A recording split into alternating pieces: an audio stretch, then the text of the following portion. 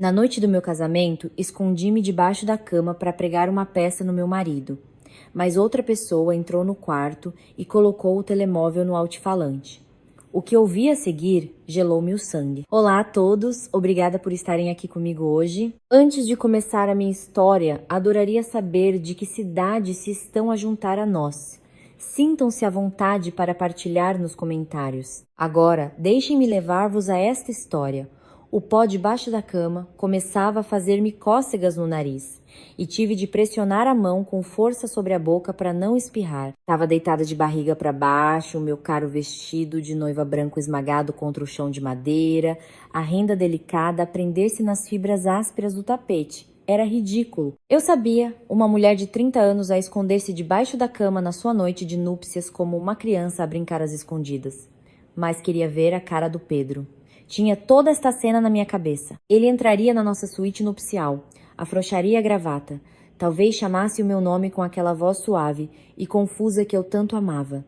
Valéria, Val. E depois, surpresa, eu sairia de lá, provavelmente com um aspecto de confusão de tule e seda, e cairíamos na cama, a rir. Era suposto ser o início do nosso felizes para sempre. Tínhamos acabado de passar as últimas 6 horas a dançar, a cortar o bolo e a apertar as mãos a pessoas que mal conhecia. Agora, finalmente, éramos só nós. Ou assim eu pensava. A pesada porta de mogno rangeu ao abrir-se. Morde o lábio, suprimindo uma risadinha. Os meus músculos contraíram-se para saltar, mas os passos estavam errados. Não eram os passos confiantes e pesados do Pedro. Eram estalidos agudos e estacados. Clac, clac, clac. Saltos altos dos caros. Gelei. Pela pequena fresta entre o edredom e o chão, vi um par de estiletes de designer prateados pararem bem no meio do quarto. Reconheci aqueles sapatos imediatamente. Pertenciam a Berenice, a minha recém-sogra. Sim, Denise, já estou na suíte. A voz de Berenice soou aguda e imperiosa. Ela não estava a sussurrar. Parecia que era a dona do lugar. Ela colocou o telemóvel no altifalante e atirou para a cama. A mesma cama debaixo da qual eu estava escondida. As molas do colchão gemeram por cima da minha cabeça, pressionando ligeiramente para baixo. Eles já foram embora? Perguntou uma vozinha feminina do telemóvel. O Pedro tá lá embaixo a tratar da conta final com o buffet. E a rapariga? Bem, quem sabe onde ela está? Provavelmente na casa de banho a retocar a sua maquilhagem barata. Berenice desdenhou. Começou a andar de um lado para o outro no quarto, o clac, clac, clac dos seus saltos, a ecoar como tiros nos meus ouvidos. O meu coração martelava contra as minhas costelas. A rapariga, maquilhagem barata. Apenas algumas horas antes, esta mulher tinha me abraçado, com lágrimas nos olhos, a dar-me as boas-vindas à família. Tinha me chamado uma bênção. Então, está feito? Perguntou a Denise. Está feito, disse Berenice. O som de um isqueiro a acender-se, seguido por uma longa expiração. O fumo desceu até ao chão. O anel está no dedo. A certidão está assinada. Apanhamo-la e ela não faz a mínima ideia. Por favor, riu Berenice. Um som seco e cruel. A Valéria é uma simplória, uma caipira. Pensa que tirou a sorte grande ao casar com o meu filho. Não faz ideia de que é apenas um mero tapa-buraco de luxo. Senti o sangue a fugir-me do rosto. As minhas mãos ficaram geladas. Do que é que ela estava a falar? Mas Berenice, continuou a voz no telemóvel. Tens a certeza sobre a cobertura? Se eles se divorciarem, ela não ficará com metade? Temos tudo planeado, respondeu Berenice. A sua voz baixando para um tom conspiratório que me revirou o estômago. Eles vivem juntos durante 1 ano, talvez 18 meses no máximo. O suficiente para parecer real. Depois, o Pedro começa com as queixas. Fazemo-la parecer instável. Ou melhor ainda, tornamos a vida dela tão miserável que ela vai-se embora por conta própria. Temos os recibos a mostrar que o Pedro pagou a entrada. Reivindicaremos a cobertura em tribunal. Ela não terá dinheiro para um advogado decente. Cobri a boca com ambas as mãos agora. As lágrimas a arderem-me nos olhos. A cobertura, o nosso lindo penthouse no Itaim Bibi. Estava legalmente em meu nome, mas eu tinha deixado o Pedro tratar da transação para aumentar o ego dele, para o fazer sentir-se o provedor. Ela é praticamente uma órfã, continuou Berenice, descalçando um dos seus sapatos. Aterrou a centímetros do meu nariz. O pai dela é um qualquer reformado que vive de uma pensão em Santos. Ela não tem sistema de apoio. Assim que lhe tirarmos os bens, ela voltará para a mentalidade de favela de onde veio e o Pedro estará finalmente livre para casar com alguém com classe a sério. Alguém como a Carla. Carla. O nome atingiu-me como um golpe físico. A Carla era amiga de infância do Pedro.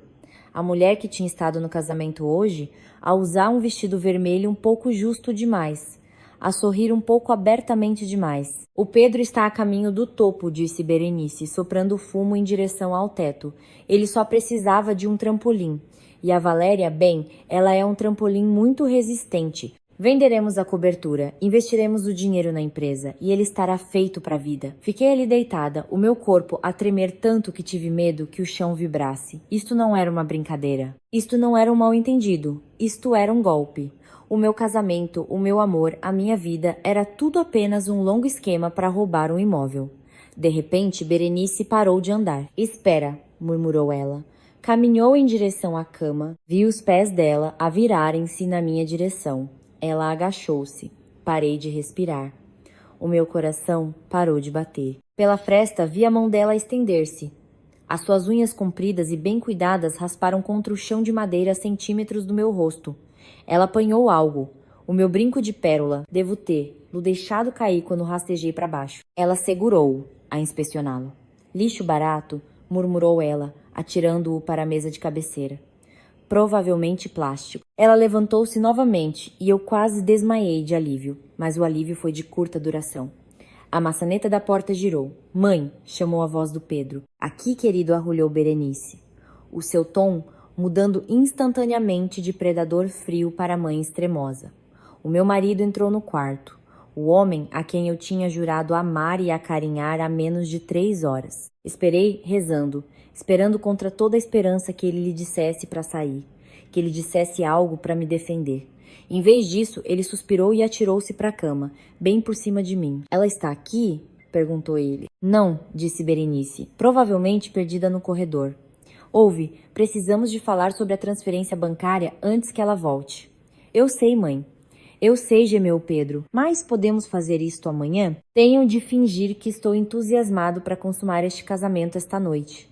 E isso vai exigir muita energia. Algo dentro de mim partiu-se. Não foi uma fissura, foi um estilhaçar. A Valéria ingênua e feliz morreu naquela escuridão poeirenta debaixo da cama. E outra coisa começou a despertar. Com cuidado, alcancei o corpete do meu vestido e tirei o meu telemóvel. Toquei no ecrã silenciosamente, abrindo a aplicação de gravação de voz. A linha vermelha começou a mover-se. Falem, pensei. Uma raiva fria instalar-se em mim. Continuem a falar, seus monstros. Deem-me tudo. E eles deram. Para entender, por que uma mulher com um mestrado em administração e um fundo fiduciário que poderia comprar este hotel inteiro estava escondida debaixo de uma cama, a deixar as pessoas acreditarem que era pobre, é preciso entender a minha mãe. A minha mãe, Helena, era a alma mais bondosa que se podia conhecer. Ela também era incrivelmente rica, herdeira de um império naval. Ela casou-se com o meu pai, Roberto, quando ele estava apenas a começar o seu negócio de construção. Eles eram um casal poderoso. Mas a minha mãe, ela amava de olhos fechados. Quando ela faleceu há 10 anos, não foi do cancro que lhe levou o corpo, foi o desgosto que enfraqueceu o seu espírito. Ela tinha descoberto que a sua própria irmã e a sua melhor amiga andavam a desviar dinheiro dos seus fundos de caridade durante anos. Elas não a amavam. Amavam o que ela lhes podia dar. No seu leito de morte, ela segurou a minha mão e fez-me prometer. Valéria, sussurrou ela, a sua voz frágil, encontra alguém que te ame por ti. Não pelo nome, não pelas contas. Tem cuidado, meu amor, o dinheiro é maluco. Mostra-te exatamente quem as pessoas são. Mas às vezes queima-te antes que possas ver a verdade. Essa promessa tornou-se a minha Bíblia. O meu pai, Roberto, levou-a ao extremo.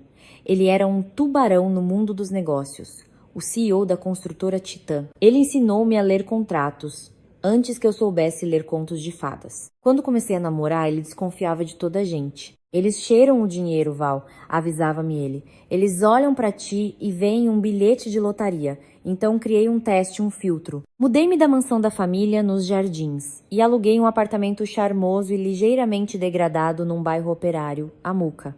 Conduzia um Fiat Palio com 5 anos. Trabalhava como assistente administrativa numa empresa de logística. Um trabalho que eu realmente gostava por ser de baixo estresse, embora secretamente gerisse a minha própria carteira de investimentos à noite. Para o mundo, eu era Valéria, a rapariga simpática com empréstimos estudantis e um orçamento para o supermercado. Depois conheci o Pedro. Era uma terça-feira chuvosa. Eu estava a correr por um café e deixei cair a minha carteira numa poça. A lama espirrou por todo o lado. Eu estava à beira das lágrimas. Tinha sido uma semana terrível quando um homem bonito com um casaco ligeiramente puído a apanhou. Ele limpou a lama com a sua própria manga. Acho que isto pertence-lhe, disse ele, a sorrir. Os seus olhos eram quentes, cor de avelã com manchas verdes. Verifiquei a carteira. Não faltava nada. Ofereci-me para lhe pagar um café como agradecimento. Adoraria, disse ele, verificando o relógio. Tenho cerca de 20 minutos antes de ter de voltar ao trabalho. Conversamos durante 2 horas. Ele disse-me que era um vendedor, a lutar para cumprir as cotas, a conduzir um carro velho que avariava todas as semanas. Ele falou dos seus sonhos de viajar, de ver arte na Europa, mas de como nunca poderia pagar. Não me importo de ser rico, disse-me ele, olhando-me nos olhos. Só quero uma vida que pareça real. Sabe, churrascos de domingo, um cão, alguém para partilhar o silêncio. Era exatamente o que eu queria ouvir. Nos 2 anos seguintes, o Pedro passou em todos os testes. Nunca pediu dinheiro emprestado. Trazia-me flores silvestres que apanhava na beira da estrada porque não podia pagar as rosas caras, mas achava estas mais bonitas. Ele usava cupons de desconto comigo. Quando o meu carro avariou, um evento encenado, ele conduziu 40 minutos para me buscar todas as manhãs durante uma semana. Apaixonei-me profundamente, loucamente, estupidamente. Apresentei-o ao meu pai, Roberto, mas mantive a mentira. Disse ao Pedro que o meu pai era um mestre de obras reformado que vivia de uma pensão em Santos. O pai colaborou, embora resmungasse sobre isso. Ele veio de avião para uma visita, a usar camisas de flanela e a queixar-se do preço da gasolina, escondendo o seu Rolex no bolso. Ele parece bem, admitiu o pai depois do jantar uma noite, a beberricar uma cerveja barata que ele odiava. Mas ele é mole, Val. Ouve demasiado a mãe. Ele respeita a mãe, pai, defendi eu. Isso é uma boa qualidade. Oh, como eu estava enganada. Berenice, a primeira vez que a conheci, olhou-me de cima a baixo como se eu fosse uma mancha no seu tapete. Ela vivia numa casa pequena e desarrumada, mas agia como se fosse realeza no exílio. Ela falava constantemente sobre como Pedro merecia melhor e como a vida era cara. Valéria, dizia ela, a bebericar chá. Achas mesmo que consegue sustentar uma família com um salário de administrativa? O Pedro precisa de uma parceira que o possa elevar. Eu apenas sorria e engolia os insultos. A pensar, se ao menos soubesses. Pensei que assim que estivéssemos casados, assim que eu revelasse a verdade sobre a minha riqueza, ela ficaria feliz. Planeava contar tudo ao Pedro na nossa lua de mel. Queria ver a cara dele a iluminar-se quando lhe dissesse que ele nunca mais teria de se preocupar com uma cota. Estava tão entusiasmada para lhe dar o mundo. Não percebi que ele já estava a planear roubar o pequeno pedaço dele que eu lhe tinha mostrado. O planeamento do casamento deveria ter sido a época mais feliz da minha vida. Mas, olhando para trás, os sinais de alerta eram tão evidentes que praticamente me esbofeteavam a cara. Primeiro, houve a lista de convidados. A Berenice insistiu em convidar metade da cidade. É uma questão de imagem, Valéria, retorquiu ela quando sugeriu uma cerimônia pequena e íntima. Precisamos de mostrar às pessoas que a família Ramos está bem. Como eu supostamente era pobre, a Berenice e o Pedro assumiram que eu não podia pagar muito. A Berenice fez um grande espetáculo a contribuir. Mas sempre que a conta das flores ou do local chegava, ela convenientemente deixava sua carteira no carro ou seu cartão era recusado devido a um erro bancário. Acabei por pagar quase tudo com as minhas poupanças, que na verdade era um cartão de crédito ilimitado que eu mantinha escondido num compartimento secreto da minha carteira. Depois veio a Carla. Valéria, tens de conhecer a Carla, disse o Pedro uma noite, cerca de 3 meses antes do casamento. Ela é como uma irmã para mim. Crescemos juntos. A Carla era deslumbrante de uma forma vistosa e óbvia. Roupas justas, risada alta e uma maneira de tocar no braço do Pedro sempre que falava. Quando nos encontramos para beber um copo, ela mal olhou para mim. Passou a noite inteira a relembrar com o Pedro os bons velhos tempos e piadas internas que eu não entendia. Oh, lembras-te daquela noite em Búzios? Ela riu, inclinando-se para ele. Pensei que tinhas dito que não podias pagar para viajar. Perguntei ao Pedro, confusa. Ele gelou por um segundo. Isso foi uma viagem de finalistas. Os meus pais pouparam durante anos para isso. A Berenice adorava a Carla. Ela comparava-nos abertamente. Carla, querida, esse vestido é requintado. Pareces uma estrela de cinema. Valéria, talvez a Carla te possa levar às compras. Vistes-te de forma tão simples. Ignorei. Disse a mim mesma que estava segura. Eu tinha um anel. Eu tinha um homem. A Carla era apenas uma amiga do passado. Mas o maior problema foi a cobertura.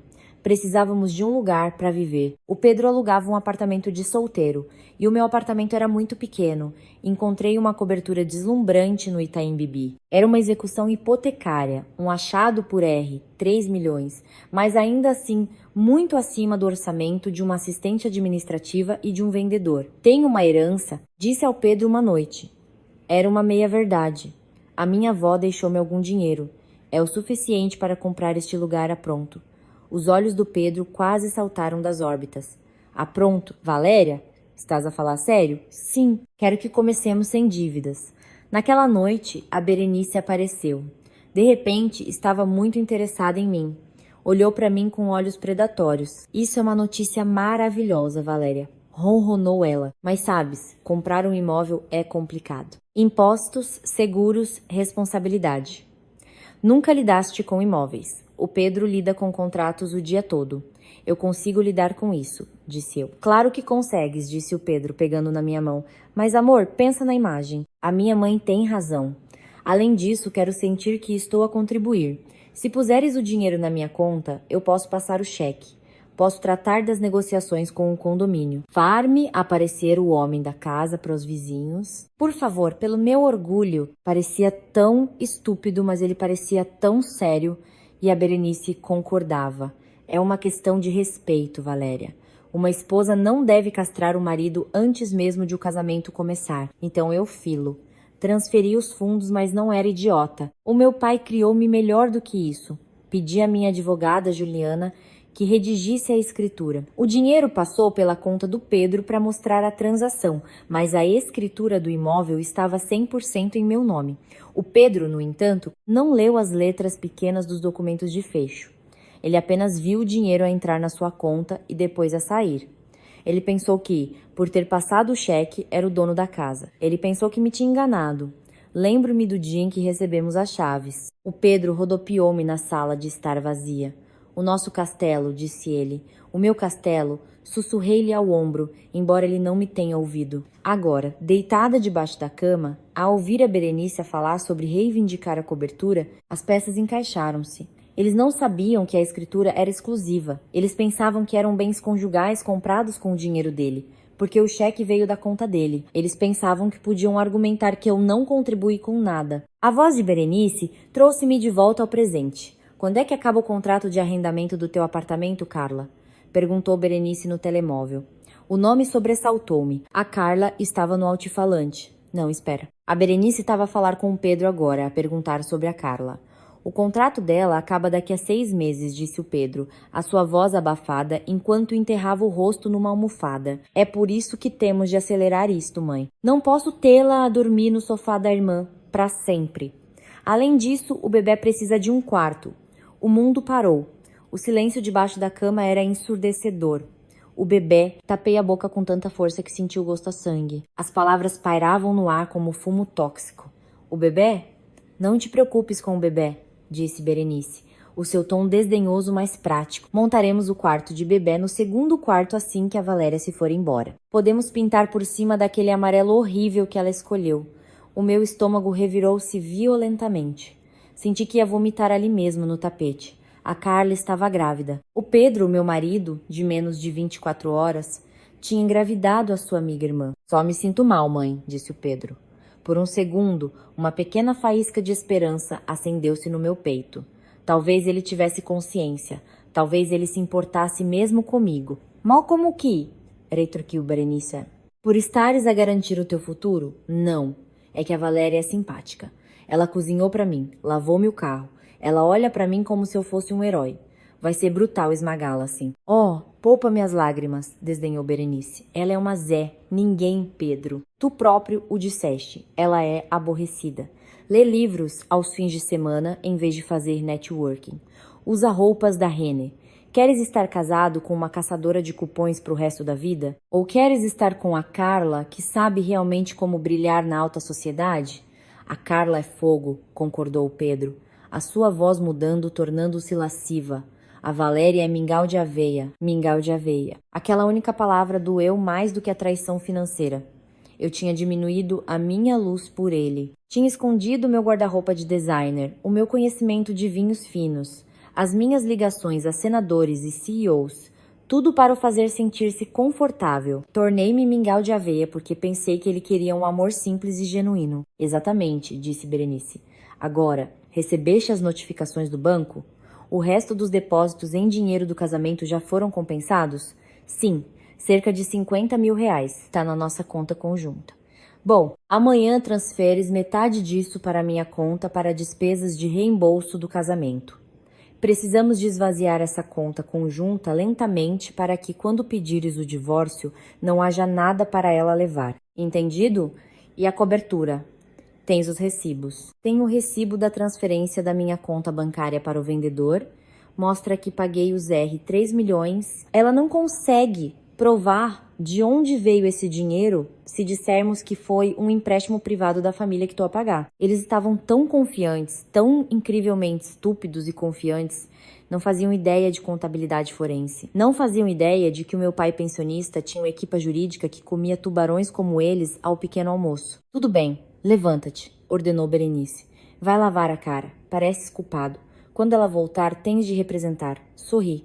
Fala sobre o futuro.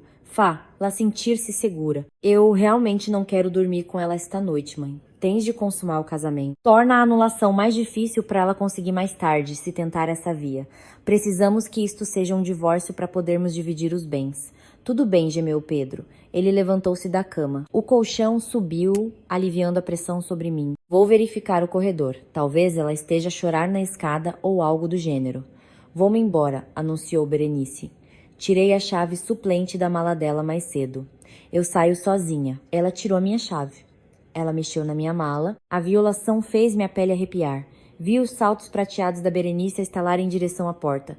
Os sapatos sociais do Pedro seguiram-na. Boa noite, mãe. Obrigada por tudo. Tudo pelo meu menino.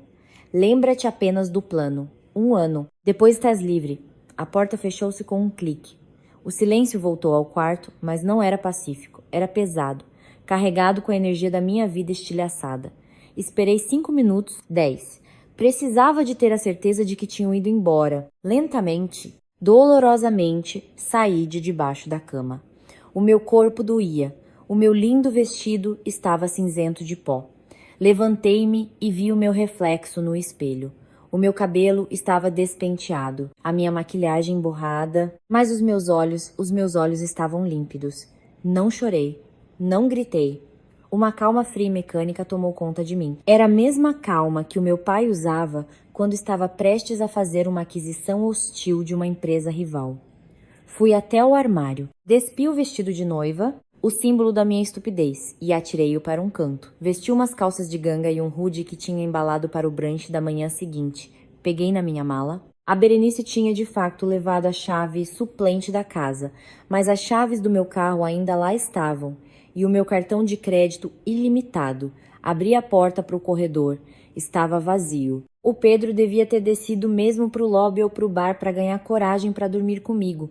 Não apanhei o elevador. Fui pelas escadas a descer 12 lances nos meus tênis. Saí para o ar fresco da noite, encontrei o meu Fiat Palio velho, que tinha um motor de Porsche debaixo do capô, o meu único pequeno luxo, e arranquei do estacionamento. Não ia para a cobertura. Não ia chorar num hotel. Marquei um número no sistema Bluetooth do meu carro. Pai, disse eu quando ele atendeu ao segundo toque. Valéria, é 1 da manhã, está tudo bem? Não, disse eu. A minha voz firme. Tinhas razão em tudo. Preciso que acordes a Juliana. Estou a ir para a mansão. Vamos para a guerra. A viagem até os jardins normalmente demorava 40 minutos. Fila em 20. Parei nos enormes portões de ferro da propriedade do meu pai. A câmara de segurança reconheceu a minha matrícula e os portões abriram-se silenciosamente. Enquanto subia o sinuoso caminho de acesso ladeado por carvalhos centenários, senti o despojar da Valéria, a assistente administrativa. Estava a regressar ao meu reino. O meu pai estava à espera na varanda da frente, a usar o seu roupão de seda, um charuto por acender na mão. Ao lado dele estava a Juliana, a minha melhor amiga e a advogada corporativa mais feroz de São Paulo. Ela estava de pijama, mas tinha um portátil aberto na mesa exterior. Bati a porta do carro e subi os degraus. O pai olhou para mim, para o pó no meu rude, para a rigidez da minha mandíbula, e não disse: "Eu avisei-te." Ele apenas abriu os braços. Abracei-o e por exatamente 10 segundos deixei-me ser uma menina. Deixei escapar um soluço.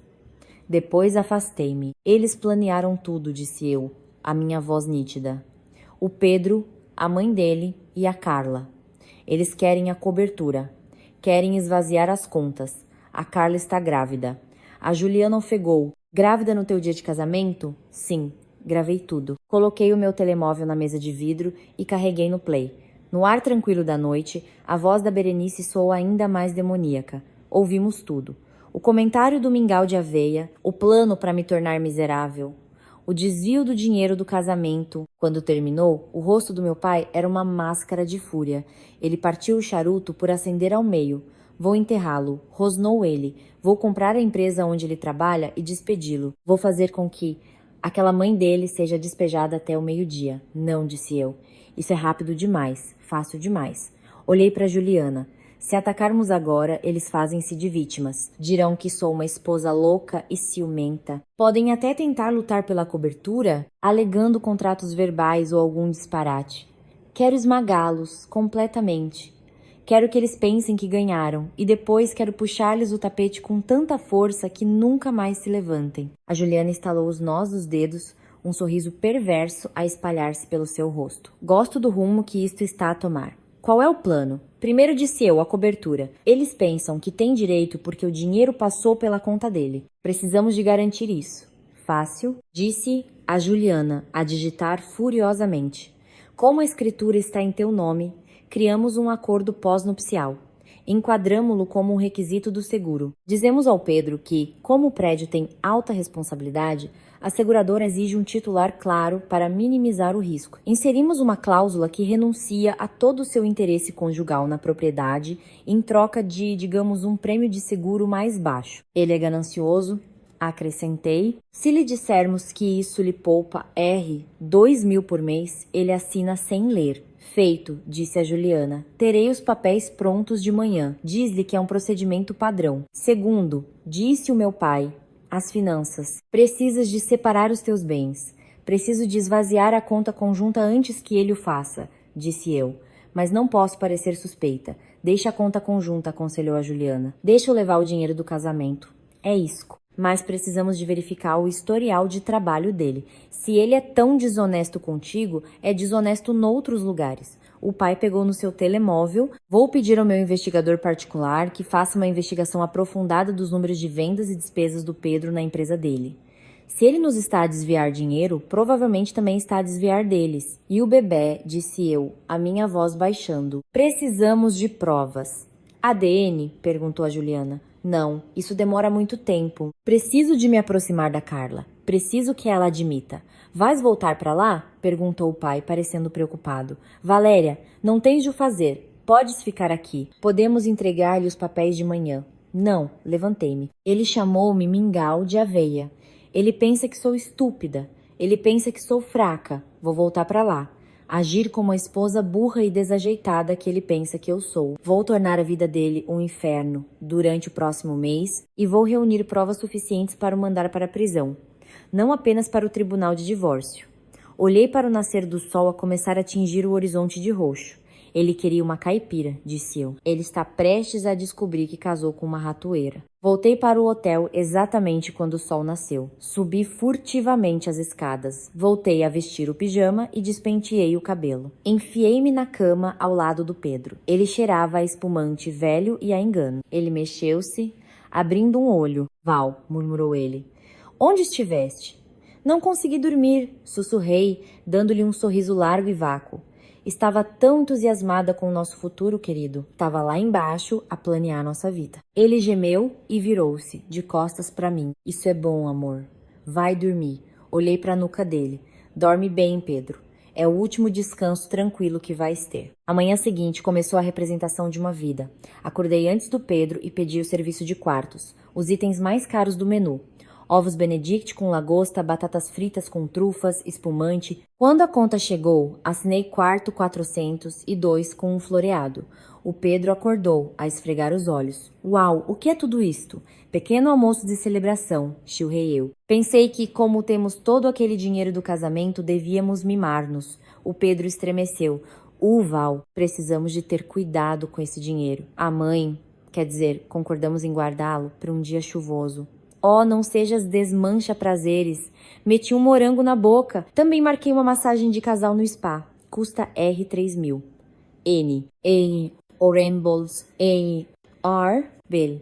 A sua mãe. E. R. Bula contraiu-se. Eu podiave. I. Nisilou a subtrair mentalmente 3.000 do dinheiro que ele planeava roubar para Berenice. Valéria, devias ter me perguntado, mas sou tua esposa. O meu dinheiro não é o teu dinheiro? Pestanejei inocentemente. A propósito, deixei cair acidentalmente o teu telemóvel no balde de gelo. Tá em arroz agora. O quê? Ele saltou da cama. Eu não o tinha deixado cair, claro, mas tinha desativado o ID de impressão digital enquanto ele dormia, para poder aceder-lhe mais tarde. Mudamos-nos para a cobertura 2 dias depois. Foi aí que aumentei o volume para 10. A Berenice veio inspecionar o lugar. Entrou como se fosse a senhoria, a passar o dedo pelas bancadas. Este lugar está poeirento, criticou ela. Valéria, precisas de ser mais diligente. Oh, Berenice, que bom que estás aqui, exclamei. Decidi lavar a roupa, mas esta máquina é tão complicada. Levei-a à lavandaria. Dentro da máquina de lavar, a girar em água quente e lixívia forte, estava o seu bem mais precioso, um casaco de pele falsa vintage que ela tinha deixado no apartamento de solteiro do Pedro, que eu tinha trazido prestativamente para limpar. Isso é o meu casaco? Gritou a Berenice. Sim, queria surpreender-te limpando-o, sorri eu. Ela abriu a máquina à força. A água derramou-se por todo lado. Ela tirou um monte encharcado e emaranhado de pelo cinzento que parecia um rato afogado. Sua idiota, gritou ela. Isto é só para limpeza seca. Custa 10.000. Comecei a chorar, grimas falsas. Eu queria ajudar. A etiqueta era o pequena. O Pedro entrou a correr. O que existe? A passar? Ela estragou meu casaco, gritou a Berenice. Olhar para isto. Desculpa, lamentei, enterrando o orosto no peito do Pedro.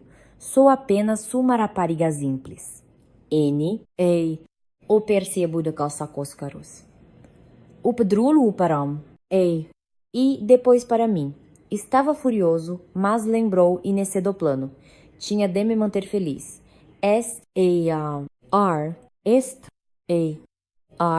Tudo bem?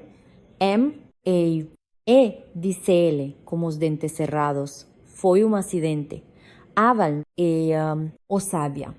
Ela um fardo, sibilou a Berenice, saindo furiosa como seu casaco molhado.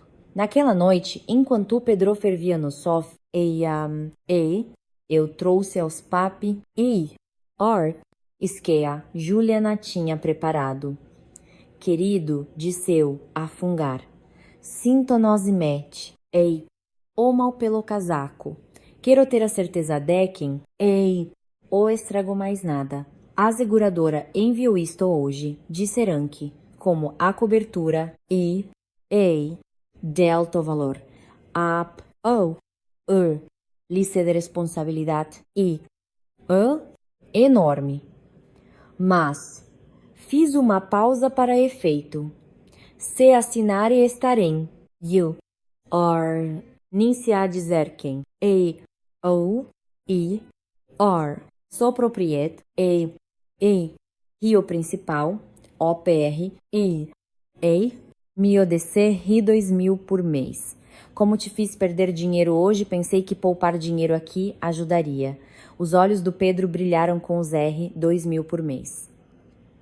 Deixa-me ver. Ele leu por alto.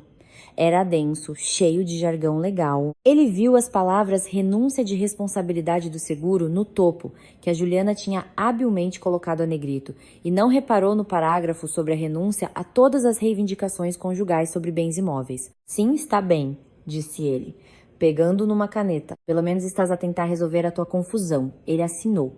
Vi a tinta secar, clique. A ratoeira fechou-se. Nas 2 semanas seguintes, fui um tornado de incompetência. Cozinhava o jantar todas as noites, mas acidentalmente usava sal em vez de açúcar no café dele. Encolhia suas camisolas de cachemira favoritas. Esqueci-me de pagar a conta da internet, por isso ele não pôde jogar os seus videojogos durante 3 dias. Estava a deixar, louco. E quanto mais irritado ele ficava, mais corria para Carla. Eu segui-o. O meu pai, o investigador particular, tinha instalado um GPS no carro do Pedro. Sempre que o Pedro dizia que estava a trabalhar até tarde, estava no apartamento da Carla. Uma noite, ele chegou a casa a cheirar ao perfume dela, um cheiro barato à baunilha. O trabalho foi brutal, suspirou ele, deitando-se. Trabalhas tanto, disse eu, a massajar-lhe os ombros. Mereces uma pausa. Por que não damos um jantar? O quê? Um jantar para tua família? A tua mãe ainda está zangada com o casaco. Quero compensá-la. Vamos convidar toda a gente. A Berenice, os teus primos e a Carla também. Ela é a tua melhor amiga, certo? O Pedro hesitou. Não sei, Val. Não és propriamente uma mestre cozinheira. Eu pratico, prometi. Por favor, quero mostrar-lhes que posso ser a esposa perfeita. Ele sorriu com desdém. Eu sabia o que ele estava a pensar. Deixa envergonhar-se. Tornará a narrativa do divórcio mais fácil. Toda a gente verá que ela é incompetente. Tudo bem, disse ele, no próximo sábado. Mas não estragues tudo. Não vou estragar. Sorri eu. Será uma noite que ninguém jamais esquecerá. A lista de convidados cresceu rapidamente. A Berenice, aparentemente ansiosa por testemunhar mais um dos meus fracassos, convidou a sua irmã, as suas 2 sobrinhas fofoqueiras e, claro, a Carla. Ia ser uma casa cheia de pessoas que me desprezavam. A Juliana veio cá enquanto Pedro estava no trabalho para me ajudar a preparar. Na realidade, estávamos a instalar pequenas câmeras na sala de estar e na sala de jantar. Tens a certeza disto? Perguntou a Juliana. A verificar a imagem no seu tablet. Vai ser brutal. Preciso de testemunhas, disse eu, a picar cebolas com uma precisão agressiva. Preciso que eles digam as piores coisas possíveis em câmara. E preciso de confirmar a gravidez. No dia da festa, acordei cedo. Fui ao supermercado e comprei os ingredientes mais baratos e de pior qualidade que consegui encontrar. Carne moída gorda, vegetais murchos, uma caixa de vinho que custava R$30. Também fui à casa de banho enquanto Pedro tomava banho. Remexi no saco de ginástica dele, aquele que ele levava para o trabalho, mas que na verdade levava para a casa da Carla. Lá dentro, escondido num bolso lateral, estava um recibo de uma farmácia. Vitaminas pré-natais. Data de ontem. Apanhei-te, guardei o recibo no bolso. Os convidados começaram a chegar às 18. A Berenice entrou primeiro, a usar um vestido novo que eu suspeitava ter sido comprado com o dinheiro de reembolso do casamento que o Pedro lhe tinha transferido. Bem, fungou ela, olhando à volta. Pelo menos varreste o chão desta vez. Bem-vinda, Berenice, chirrei eu, entregando-lhe um copo do vinho barato. Ela deu um gole e fez uma careta. O que é este vinagre? É uma mistura artesanal, menti. Depois veio a Carla. Ela entrou a segurar o braço do Pedro um pouco apertado demais. Usava um vestido largo, a tentar esconder a sua pequena barriga. Mas eu vi a maneira como ela inconscientemente pousou a mão na sua barriga. Olá, Valéria, disse ela, a sua voz a pingar uma doçura falsa. A casa parece acolhedora. Olá, Carla. Que bom que pudeste vir. Estás radiante, disse eu, a olhar diretamente para sua barriga. Ela estremeceu e afastou a mão. O Pedro interpôs-se entre nós. Ok, vamos buscar bebidas. Estou a morrer de fome. Fui para a cozinha. O menu da noite. Picanha cozida demais e borrachuda, puré de batata com grumos e uma salada que era principalmente talos de alface. Enquanto trabalhava, ouvia o monitor da câmara da sala de estar. Meu Deus, este vinho é horrível, ouvi a voz da Berenice. Não acredito que ele se casou com ela, mesmo pelo dinheiro. Shh, mãe, sussurrou Pedro. Só mais alguns meses. Depois ficamos com a cobertura, vendemos-la e compramos a casa grande na Granja Viana. Odeio esconder isto, choramingou a Carla. As minhas costas doem. Quero poder publicar fotos nossas. Em breve. Amor. Assim que expulsarmos a caipira de volta para a roça, riu Pedro. Fiquei na cozinha, a agarrar a borda do balcão. Os nós dos meus dedos ficaram brancos. Caipira. Respirei fundo. Meti a mão no bolso e tirei o tempero especial que tinha preparado. Não era veneno. Eu não era uma criminosa, mas era uma quantidade muito generosa de sal e vinagre para o molho. O jantar está servido, chamei alegremente. Sentámo-nos todos. A mesa estava posta. As sobrinhas da Berenice, as fofoqueiras, riam-se dos meus guardanapos desencontrados. Então, Valéria, começou a Berenice a espetar a carne borrachuda. O Pedro diz-nos que estás a pensar em ter aulas de culinária. Claramente ainda não começaste. A mesa explodiu em gargalhadas. O Pedro riu junto, apertando a mão da Carla debaixo da mesa. Na verdade, disse eu, a minha voz a tremer ligeiramente. Ótima atuação. Esforcei-me muito nisto. Tentar não é fazer, querida, disse a Carla, sorrindo com desdém. Algumas mulheres nascem para ser esposas, e outras não. É mesmo? Perguntei, olhando-a nos olhos. E o que faz uma boa esposa, Carla? Dormir com o marido de outra pessoa? A mesa ficou em silêncio. Com licença? Ofegou a Carla. Oh, desculpa, ri nervosamente. Queria dizer, ser solidária, passa as batatas. O Pedro olhou-me com fúria. Valéria, não sejas estranha. Não estou a ser estranha, disse eu, levantando-me para servir mais vinho.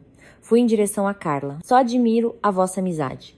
É tão próximo. Tropecei no tapete. O copo de vinho tinto voou das minhas mãos. Espirrou diretamente no colo da Carla. Ah! Gritou ela, saltando. O líquido vermelho ensopou seu vestido, agarrando-se à sua barriga, revelando a curva inconfundível de uma barriga de grávida. Oh, meu Deus! Gritei. Sou tão desajeitada. Sua vaca estúpida! Gritou a Carla, esquecendo a sua atuação.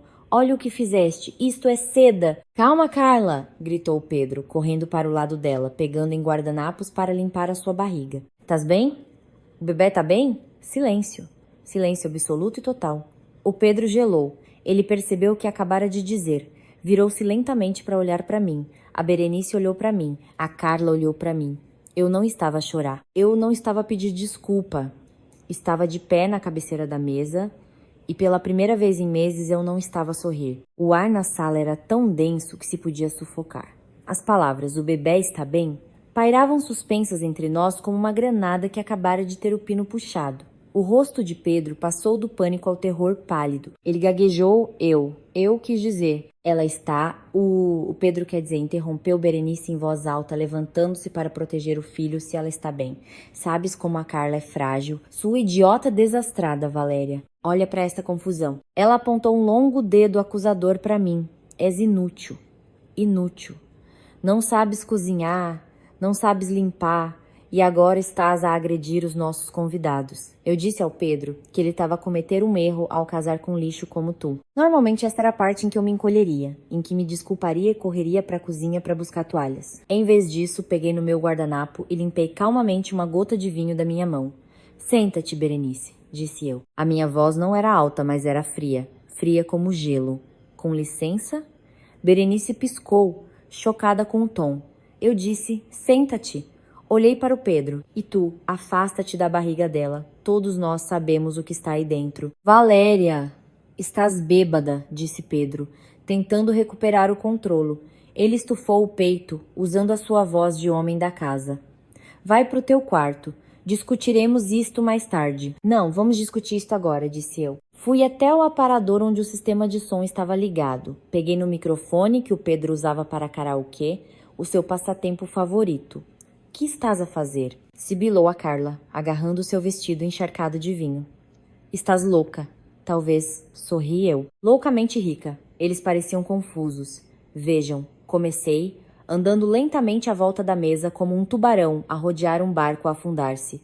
Nos últimos 2 meses, ouvi-vos a todos. Ouvi a Berenice a chamar-me de ralé. Ouvi o Pedro a chamar-me de mingau de aveia. Ouvi a Carla a rir sobre como vai redecorar o meu quarto de bebê. Tu, estavas a ouvir? Perguntou Pedro com a voz a tremer. Oh, querido, eu estava a fazer muito mais do que ouvir. Tirei do bolso o recibo das vitaminas pré-natais. Bati com ele na mesa. Farmácia Pague Menos, datado de há 2 dias, comprado por Pedro Ramos. Vitaminas pré-natais. A boca de Pedro abriu e fechou como um peixe. E isto, tirei a renúncia de seguro que ele tinha assinado. Lembraste-te disto, Pedro? Ah, a coisa do seguro. É um contrato pós-nupcial, disse eu claramente. Nele, renunciaste voluntariamente a todos os direitos sobre esta propriedade. Admitiste que 100% dos fundos usados para comprar eram meus e que não tens direito a ela em caso de divórcio. Abdicaste da cobertura, Pedro. Abdicaste do teu bilhete dourado por R2 Milporme e... Esse, Orostot Berenice Ficoroxo. Tu enganaste isso. Isso, ei...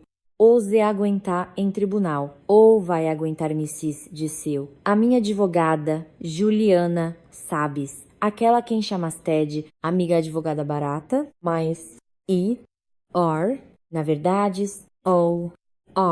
Cias, Niorná Pinheiro Neto Advogados. Ela blindou esse documento. Quem se importa? Gritou a Carla. O Pedro vai deixar, nesse tese qualquer maneira. Ele ama-me. Vamos ser um afão?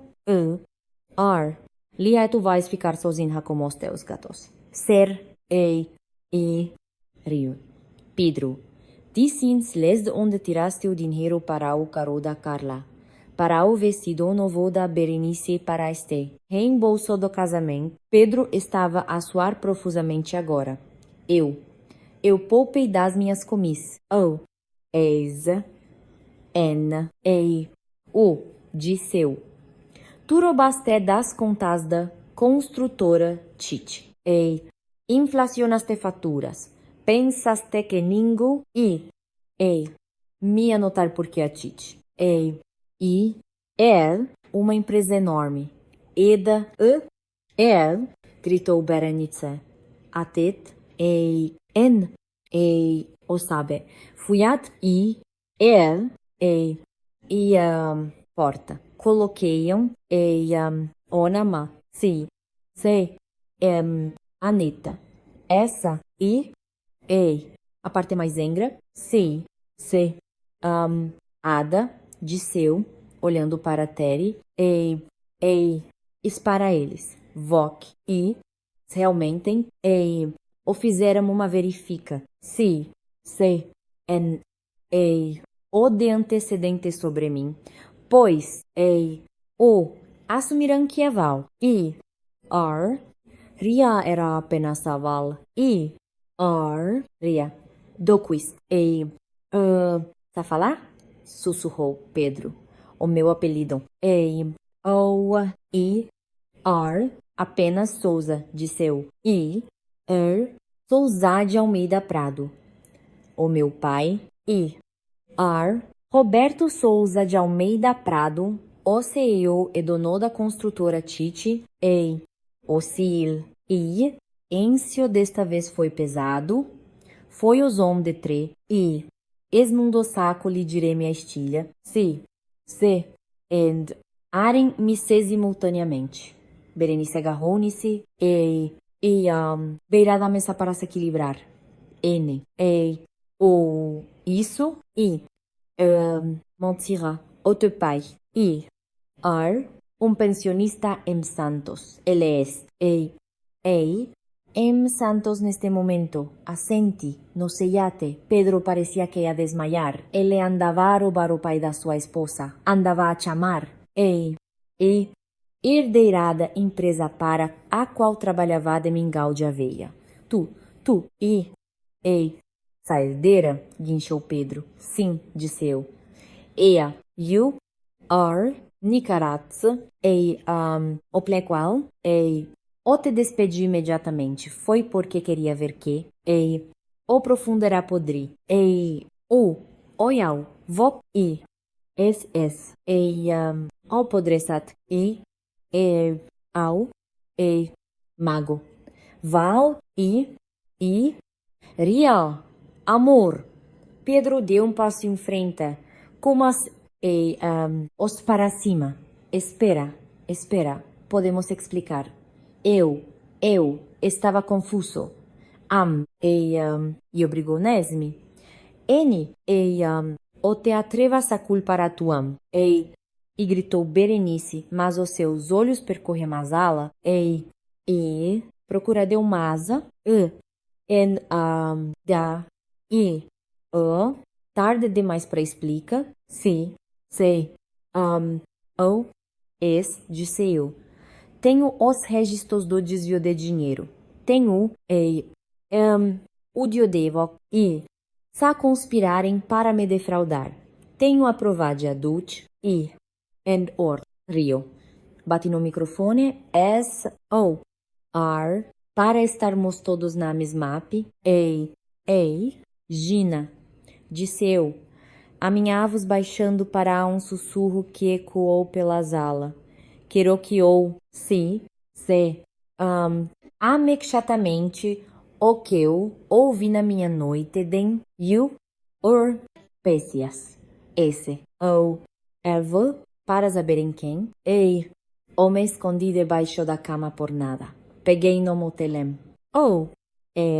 Veleliguenzo, e, coluna Bluetooth. Hasta la CDs, tica, ou a voz de Berenice ressoou, alta e clara, a rapariga, e, uma simple, guia. Reivindicaremos a cobertura. Elan, o fazam, nima ideia. Ela, apenas, sumerotapanes, buraco de luxo. Berenice tapou os ouvidos. Carla come, ou a chorar. Pedro afundou-me na sua cadeira, pondo a cabe, entreasam, os, macien, ou tinha terminado. Agrava,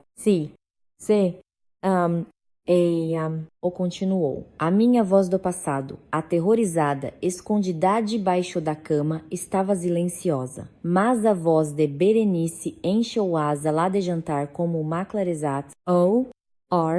Chica. Reivindicaremos a cobertura. Elã, ou fazedeia deck. Apenas sumerotapanes, buraco de luxo. Pedro parecia estar a encolher fisicamente. Sentou-me curvado na sua cadeira, os eurostomam, escara de cinza. Carla solo, agora solo, os altos e feios que manchavam maçuam, escara de pesta nas pelo rosto. Mas Berenice, mesmo agora, encurralada como o rato, tentou mostrar os dentes. Desliga isso, gritou Berenice, atirando, me seu telen. Vel, isto, ilegal. Ou podes gravar pessoássimo o consentimento delas. Inadmiss. Vel, arranque o telen. Velantes que assuasme, os informade garra pude se malcam,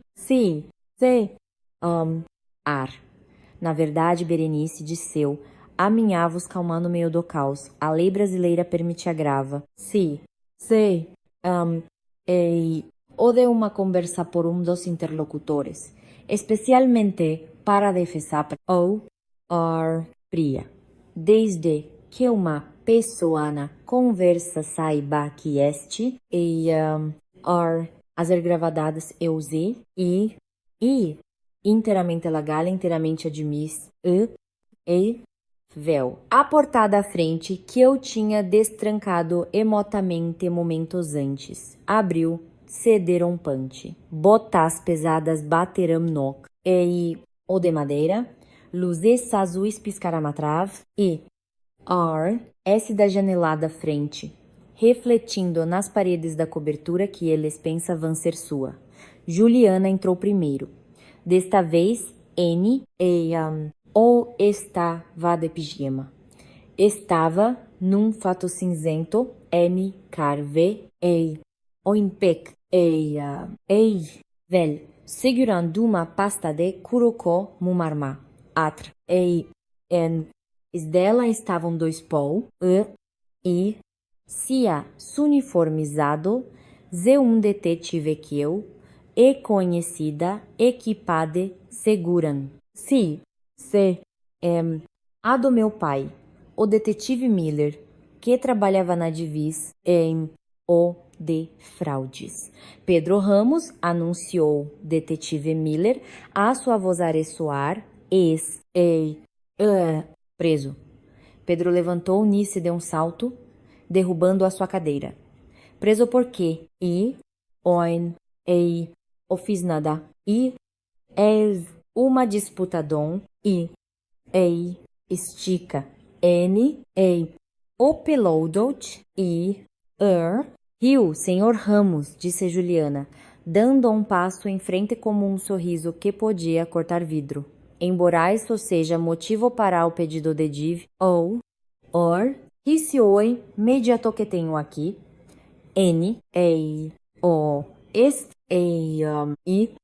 preso por furto qualificado, peculato corporativo e fraude contra a construtora Tite, Guincho Pedro, Odi, mos as tuas contas, Pedro, disseu, encostando nesse mesa, ou gastaste apenas as tuas comis, ou resteitra, contas de fornecedores falsas Senomed, BR Consulting, Berenice Ramos Consulting, presumo. Aprovava as faturas de materiais que nunca foram entregues nas obras da TIT desviaste mais de R$200 e 50 mil só nos últimos 6 meses. Berenice ficou pálida. Eu não sabia de onde vinha o dinheiro. Ele disse-me que eram bônus. Os cheques foram depositados diretamente na sua conta pessoal, S.A.R.E. Ramos, disse o detetive Miller, tirando um par de algemas. E temos registros de si a instruí-lo por texto sobre como estruturar os depósitos para evitar a fiscalização da Receita Federal. Isso torna cúmplice e co-conspiradora em lavagem de dinheiro. Não! Gritou Berenice enquanto a polícia se movia na sua direção. Eu sou uma mulher respeitável. Não podem tocar-me. Afastem-se. O polícia não estava interessado no seu estatuto social. Virou-a. O som das algemas a fecharem-se foi a música mais bonita que eu já tinha ouvido. Pedro, lamentou Carla, agarrando a sua barriga. Faz alguma coisa. Disseste que cuidarias de nós. Pedro olhou para Carla, depois para sua mãe, depois para mim. A polícia estava a algemá-lo agora, puxando seus braços para trás. Valéria, ele implorou, lágrimas a escorrerem-lhe pelo rosto. Valéria, por favor, fala com teu pai. Diz-lhe para retirar as queixas. Eu assino o que quiseres. Eu saio da cidade. Só não me deixes ir para a prisão. Tenho medo da prisão. Val, tu sabes que eu tenho asma. Olhei para ele, olhei mesmo para ele. O rosto bonito pelo qual me tinha apaixonado agora parecia apenas patético. Um homem fraco que tentou jogar um jogo de homem forte e perdeu. Desculpa, Pedro, disse eu suavemente. Mas o mingau de aveia não tem autoridade para parar uma investigação criminal. Foste tu que fizeste isto a ti mesmo. Enquanto o arrastavam em direção à porta, ele olhou para trás para mim uma última vez. A presunção desaparecera, substituída por puro terror. Berenice ainda gritava sobre os seus direitos, sobre como isto era um erro, sobre como ela conhecia o prefeito. Ela não conhecia. Juliana entregou-me um dossiê, os papéis do divórcio e a notificação de despejo para os ocupantes não autorizados. Fui até a Carla. Ela era a única que não estava algemada, a tremer no seu vestido manchado de vinho. Tem 5 minutos para sair, disse-lhe eu.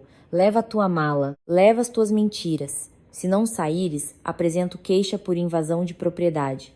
Mas ele prometeu-me, sussurrou ela, olhando para a porta vazia por onde o Pedro acabara de ser levado. Ele prometeu-me a mim também, disse eu. Ele é um mentiroso, Carla. Tu és apenas a próxima vítima. Foge enquanto podes. Ela levantou-se de um salto e correu pela porta sem olhar para trás. A sala ficou em silêncio. A tempestade tinha passado, deixando apenas os destroços de uma vida falsa. Fiquei ali, rodeada pelos restos do jantar terrível, as cadeiras viradas e o eco da justiça. O meu coração batia forte, não com medo, mas com adrenalina. Olhei para Juliana, que me deu um lento aceno de respeito. Era isto, o momento em que recuperei a minha vida. Os dias que se seguiram à detenção foram um turbilhão de ações judiciais e desmantelamento logístico. Enquanto Pedro estava numa cela de detenção, incapaz de pagar a fiança porque os seus bens estavam congelados, eu comecei a apagar Lu da minha vida. O primeiro passo foi a purga física. Eu já não queria cobertura. Estava contaminada. Contratei uma equipa para embalar tudo o que me pertencia. Quanto às coisas do Pedro, as suas roupas, a sua amada consola de jogos, a sua coleção de tênis de edição limitada que comprou com dinheiro roubado, não as queimei.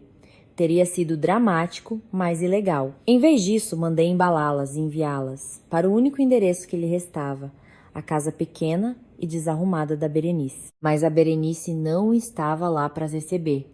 Acontece que a situação financeira da Berenice era ainda mais precária do que pensávamos. Ela tinha hipotecado a sua casa até o limite com segundas e terceiras hipotecas para financiar o seu estilo de vida e aparências. Com os custos legais a aumentarem para sua defesa e o corte súbito dos fundos roubados pelo Pedro, o castelo de cartas desmoronou-se. A Juliana ligou-me uma semana após a detenção.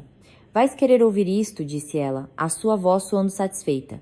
"O banco executou a hipoteca da casa da Berenice ontem. Ela está em liberdade sob fiança, mas não tem para onde ir. Tentou mudar-se para um motel, mas os seus cartões de crédito estão no limite." "Onde é que ela tá?", perguntei. "A olhar pela janela da mansão do meu pai. Está a ficar com a irmã, sabes? Aquela que se riu dos teus guardaná. Aparentemente, não está a correr bem. A irmã está a fazer, lá dormir num sofá, cama na cave. Uma satisfação sombria instalou-se no meu peito. A mulher que troçou do meu pai pensionista estava agora a viver a realidade pela qual tinha tentado troçar de mim. Depois veio a audiência de divórcio. Foi rápida e brutal. O Pedro apareceu por videoconferência do centro de detenção. Ele parecia terrível por barbear, com olheiras escuras, a usar um macacão laranja que contrastava horrivelmente com a sua tez. Quando o juiz perguntou se ele contestava o divórcio ou a validade do acordo pós-nupcial, o Pedro apenas abanou a cabeça. "Não, meritíssimo", murmurou ele. "Senhor Ramos", disse o juiz severamente, o senhor admitiu ter assinado uma renúncia de interesse na propriedade na Avenida Faria Lima, 405. Também admitiu adultério. A autora forneceu provas extensas. "Tem algo a dizer?" O Pedro olhou para a câmara. Por um segundo, os nossos olhos encontraram-se através da divisão digital. "Eu cometi um erro", sussurrou ele. "O senhor cometeu vários crimes", corrigiu o juiz. "Divórcio concedido. A autora retém todos os bens. O senhor é condenado a pagar as custas judiciais." Claro, ele não podia pagar. Eu absorvi o custo. Um imposto final de estupidez por confiar no homem errado. A Carla também não se safou. Sem o apoio do Pedro e com o escândalo da detenção a sair nas notícias locais, ela perdeu o emprego na boutique onde trabalhava. Os rumores espalharam-se no nosso pequeno círculo social. Ela tentou contactar-me uma vez, enviando um longo e divagante e-mail a culpar o Pedro por a ter manipulado, dizendo que também era uma vítima. Eu não respondi, apenas o reencaminhei para o advogado de defesa do Pedro, que se comessem uns aos outros. O prego final no caixão foi a sentença pelo desvio de dinheiro. O meu pai, Roberto, subiu ao tribunal para dar uma declaração de impacto da vítima. Ele não gritou. Manteve-se alto, parecendo em tudo o titã da indústria que era. "A confiança é a moeda dos negócios", disse o pai, a sua voz a ressoar no tribunal. "O senhor Ramos não roubou apenas dinheiro, ele roubou confiança. Ele entrou na minha família sob falsos pretextos, visou a minha filha e usou a minha empresa como seu cofrinho pessoal. Ele não é uma vítima das circunstâncias, ele é um predador que foi apanhado." O Pedro apanhou 5 anos. A Berenice apanhou 2 anos de liberdade condicional e serviço comunitário, em grande parte porque se tornou testemunha do Estado contra o seu próprio filho para salvar a pele. Essa foi a traição final. A Berenice atirou o Pedro para debaixo do autocarro, alegando que ele a forçou a lavar o dinheiro. Observei o rosto do Pedro enquanto a sua mãe testemunhava contra ele. O olhar de devastação total foi quase suficiente para me fazer ter pena dele. Quase. Após a sentença, saí do tribunal. O sol brilhava. O ar estava fresco. Respirei fundo, enchendo os meus pulmões com oxigênio que não cheirava a mentiras ou a perfume barato. Estava divorciada, estava solteira, tinha 30 anos. Entrei no meu carro a sério desta vez, um Mercedes convertível elegante que eu tinha guardado. Abri a capota. Enquanto me afastava, deixando o tribunal e a família Ramos no espelho retrovisor, senti-me mais leve do que em anos. A rapariga poeirenta e medrosa debaixo da cama desaparecera. No seu lugar estava uma mulher forjada no fogo. Mas o fogo deixara queimaduras. E curar essas queimaduras levaria muito mais tempo do que a vingança. 3 anos se passaram.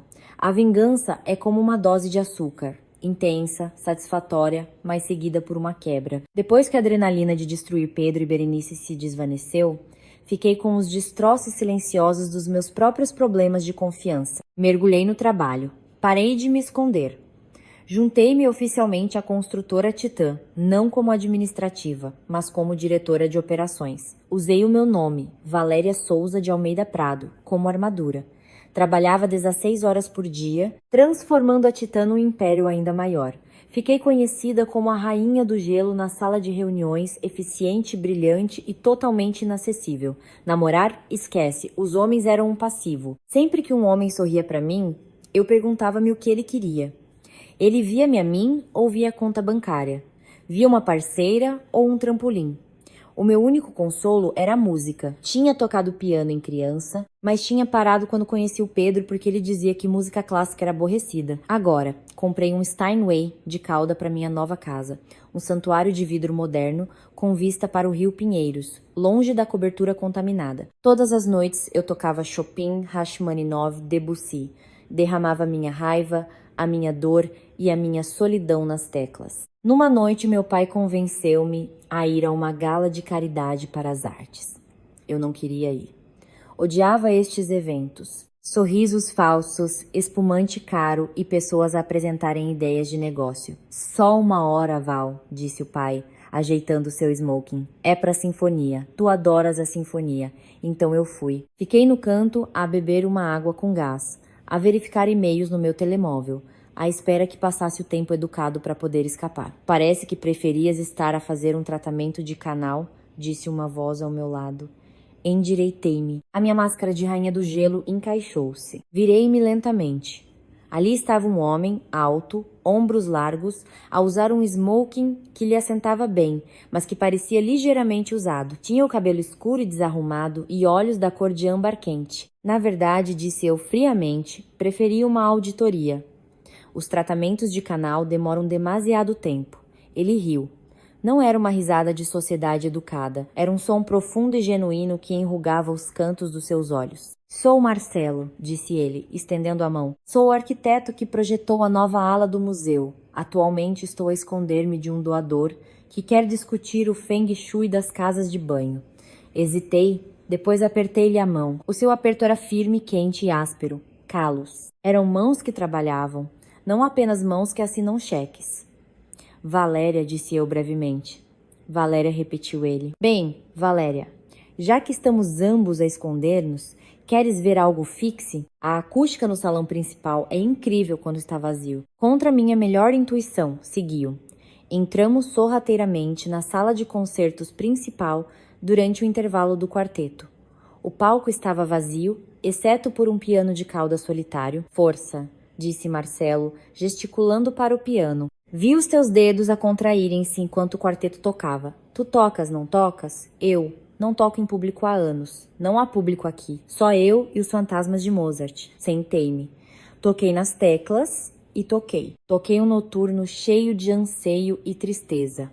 A música cresceu, enchendo o vasto salão vazio, ecoando na madeira e no veludo. Fechei os olhos, esquecendo onde estava, esquecendo a traição, esquecendo o medo. Quando terminei, o silêncio pairou no ar.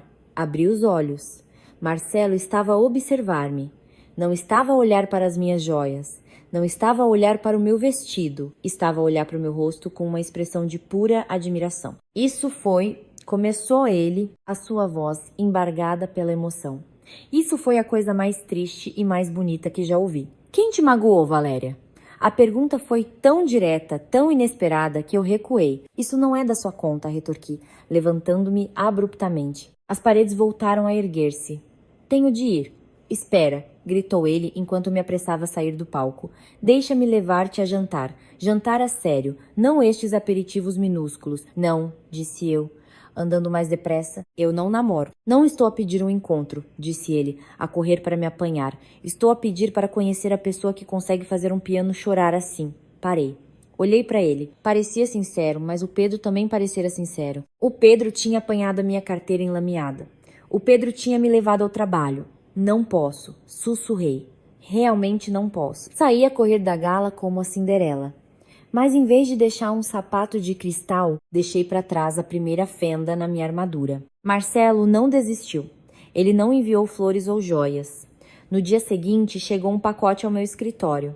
Era um livro de partituras raras, peças obscuras de compositoras do século XIX. A nota dizia: pela música, sem compromissos, M. Tracei a capa do livro, sem compromissos. Talvez, apenas talvez, eu pudesse soltar um fio. Marcelo levou 6 meses para me convencer a aceitar um jantar a sério. 6 meses de idas ao café, onde falávamos sobre arquitetura e engenharia estrutural. 6 meses dele a provar repetidamente que não estava interessado no meu estatuto. Ele não soube quem era o meu pai durante os primeiros 3 meses. Pensava que eu era apenas uma gerente de alto nível. Quando finalmente descobriu que eu era a Valéria Souza de Almeida Prado, herdeira da Titã, a sua reação não foi de entusiasmo.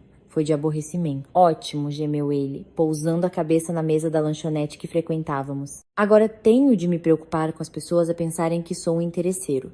Faz ideia de como é difícil comprar um presente de aniversário para uma mulher que pode comprar um país? Eu não preciso de presentes, disse eu, a observar. Lô com atenção. Vais receber uma casinha de passarinho esculpida à mão? Resmungou ele. Porque é a única coisa que eu posso fazer que tu não podes comprar. E ele fez.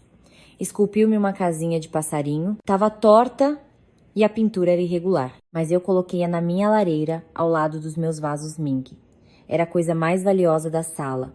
O verdadeiro teste veio quando ele me convidou para conhecer a sua família. Eu estava apavorada. Esperava outra Berenice. Esperava julgamento ou bajulação. A família de Marcelo vivia numa casa caótica e barulhenta nos subúrbios. A sua mãe era uma professora reformada, o seu pai um mecânico. Eram barulhentos, interrompiam-se uns aos outros e abraçavam toda a gente. Então, tu és a Valéria que toca piano? Exclamou a sua mãe. Babi, puxando-me para um abraço que cheirava a canela e amaciador de roupa. O Marcelo disse que és mais inteligente do que ele. Graças a Deus, estávamos preocupados. Ninguém perguntou sobre o meu dinheiro. Ninguém perguntou sobre a empresa do meu pai. Perguntaram se eu gostava de comida picante, gostava. Se eu via futebol, não via, mas estava disposta a aprender. E se eu queria ver fotos de bebê do Marcelo nu, numa banheira, definitivamente queria. Era normal. Era um churrasco de domingo e o silêncio que o Pedro tinha prometido. Mas nunca cumpriu. Mas o fantasma de Pedro ainda me assombrava. Continuei à espera que a outra bota caísse. Continuei à espera que o Marcelo pedisse um empréstimo ou que a sua mãe mencionasse uma oportunidade de negócio. Nunca aconteceu. O ponto de viragem foi 1 ano depois do nosso relacionamento. O meu pai, Roberto, teve um pequeno ataque cardíaco. Eu fiquei de rastos. Estava no hospital a andar de um lado para o outro no corredor, apavorada com a ideia de perder a única rocha que me restava. Tentei afastar o Marcelo. Vai para casa, disse-lhe. Não precisas de estar aqui. Vai ser uma noite longa. Cala-te, Val, disse ele gentilmente. Guiou-me para uma cadeira, pôs o seu casaco sobre os meus ombros. Foi à máquina de venda automática e trouxe-me um café horrível e sentou-se ali a segurar a minha mão durante 12 horas seguidas. Ele não verificou o telemóvel, não se queixou, apenas segurou. Quando o pai acordou, grogue e mal-humorado, o Marcelo foi o primeiro a fazer uma piada. Senhor, Souza de Almeida Prado, disse Marcelo. O senhor realmente foi a extremos para se livrar do nosso jogo de golfe na próxima semana. O pai riu-se fracamente. Olhou para o Marcelo, depois para mim. Viu a maneira como o Marcelo olhava para mim, com exaustão, mas com absoluta devoção. Mais tarde, quando estava a levar o Marcelo ao seu carro, desabei. Por que é que és tão bom para mim? Solucei. Sou difícil. Sou desconfiada. Sou mercadoria danificada. Marcelo parou. Agarrou-me nos ombros e olhou-me nos olhos. Não és mercadoria danificada, Val. És uma sobrevivente. És a mulher mais forte que conheço. E eu amo-te. Não a herdeira, não a diretora. Amo a mulher que se esconde debaixo da cama para pregar uma peça ao marido porque tem um coração brincalhão. Amo a mulher que toca canções tristes ao piano. Eu simplesmente amo-te, gelei. Não lhe tinha contado a história de me esconder debaixo da cama. Como é que ele sabia? Tu falas a dormir, ele sorriu, envergonhado, algo sobre bolas de pelo e sogras. Ri por entre as lágrimas. Eu ri. 2 anos depois daquela noite, o Marcelo pediu-me em casamento. Não fez com um flash mob ou um diamante do tamanho de uma pista de patinagem. Fê-lo numa terça-feira enquanto fazíamos lasanha. Casa comigo, disse ele. Assegurar uma colher de pau. Já assinei um acordo pré-nupcial. A Juliana Teino diz que saio com o que vim, as minhas ferramentas e a minha boa aparência. Eu só te quero a ti. Olhei para ele. Procurei a mentira, a agenda escondida. Não havia nada, apenas amor. Sim, disse eu. Mas ficas com a casinha de passarinho. A vida tem uma maneira engraçada de dar voltas, exatamente quando pensamos que a ultrapassamos. 5 anos tinham passado desde o divórcio. Eu tinha 35 anos. O Marcelo e eu estávamos casados a viver uma felicidade conjugal que era aborrecida da melhor maneira possível. Tínhamos uma filha, Helena, que tinha 2 anos e o queixo teimoso do meu pai e os olhos de âmbar do Marcelo. Estava a sair da sede da Titã numa tarde chuvosa. O meu motorista estava à espera com um guarda-chuva, mas eu parei. Uma mulher estava perto da entrada da garagem. Estava a discutir com a segurança. Parecia velha, muito mais velha do que os seus anos. O seu cabelo era grisalho e ralo. O seu casaco era fino e remendado. Segurava um balde de limpeza. Eu só preciso de falar com ela, gritou a mulher, a sua voz rouca. Reconheci aquela voz. Faltava-lhe o estalo imperioso que outrora tivera, mas o tom era o mesmo. Berenice, sussurrei. Ela virou-se. O seu rosto estava magro, com linhas profundas gravadas à volta da boca. Quando me viu no meu fato à medida, a brilhar de saúde e sucesso, os seus ombros descaíram. Valéria, coachou ela. Fiz sinal ao segurança para se afastar. Tá tudo bem, Francisco? Aproximei-me dela, mantendo uma distância segura. O que queres, Berenice? Se estás aqui para limpar, a entrada de serviço é nas traseiras. Foi cruel, sim. Mas esta mulher tinha conspirado para me deixar na miséria. Não estou aqui por um emprego, disse ela, as suas mãos a tremer. Estou aqui. Estou aqui para implorar. Berenice Ramos a implorar. A ironia era quase demasiado rica para digerir. Implorar por quê? É o rapaz. Olheu. Que me olheu? O filho do Pedro, disse ela, olhando para os seus sapatos gastos. O filho da Carla. Ele tem 5 anos. A Carla, ela foi-se embora há 2 anos. Conheceu um caminhonista, deixou o miúdo comigo, disse que não queria o fardo. Portanto, a Carla tinha abandonado seu filho. Não fiquei surpreendida. E ele está doente, Valéria. Ele tem leucemia. Não temos seguro. O SUS só cobre uma parte. Ele precisa de um especialista. Ele precisa de ajuda. Ela olhou para mim e, pela primeira vez, vi lágrimas genuínas nos seus olhos. Não as lágrimas de crocodilo que ela costumava fingir. Eram as lágrimas de uma avó a ver um neto morrer. O Pedro ainda está preso, continuou ela, a sua voz a quebrar. Ele não pode ajudar. Eu limpo casas, mas não é suficiente. Sei que nos odeias. Sei que merecemos. Mas o Léo é inocente. Ele é apenas um menino. Fiquei ali, a chuva a bater no guarda-chuva. Olhei para esta mulher destroçada. Lembrei-me da noite debaixo da cama. Ela não faz a mínima ideia de que é apenas um mero tapa-buraco de luxo. Senti uma onda de raiva antiga. Por que é que eu deveria ajudar? Esta era a criança concebida na traição. Esta era a prova tangível do caso do Pedro. Mas depois pensei na Helena, a minha filha linda e saudável, a dormir no seu berço em casa. Pensei na minha mãe, que morreu de desgosto, mas nunca perdeu a sua bondade. Não te vou dar dinheiro, disse eu friamente. Berenice estremeceu, parecendo derrotada. Eu entendo. Não te vou dar dinheiro, repeti, porque não confio que não gastes no jogo do bicho ou em cachaça. Mas diz-me o nome do hospital. Hospital Infantil Sabará, sussurrou ela. Vou contactar o hospital diretamente. Se o rapaz estiver lá e se estiver doente, cobrirei o seu tratamento anonimamente. A construtora Titã tem um fundo de caridade. Vamos rotulá-lo como uma doação. Berenice olhou para mim. A sua boca abriu-se, mas não saiu som. Lentamente caiu de joelhos no pavimento molhado. Obrigada, soluçou ela, agarrando a bainha das minhas calças. Obrigada, és um anjo. Desculpa por tudo. Afastei-me, puxando a minha perna. Não senti triunfo ao vê-la ajoelhada, apenas pena. Levanta-te, Berenice, disse eu. Não sou um anjo. Sou apenas uma mãe. E diz ao Pedro: na verdade, não lhe digas nada. Não quero que ele saiba. Ele pergunta por ti, disse ela, limpando o nariz na manga. Ele envia cartas, tu nunca respondes. Eu queimo-as, disse eu. Adeus. Berenice. Virei-me e fui para o meu carro. Ao instalar-me no assento de couro, senti um peso enorme a sair do meu peito.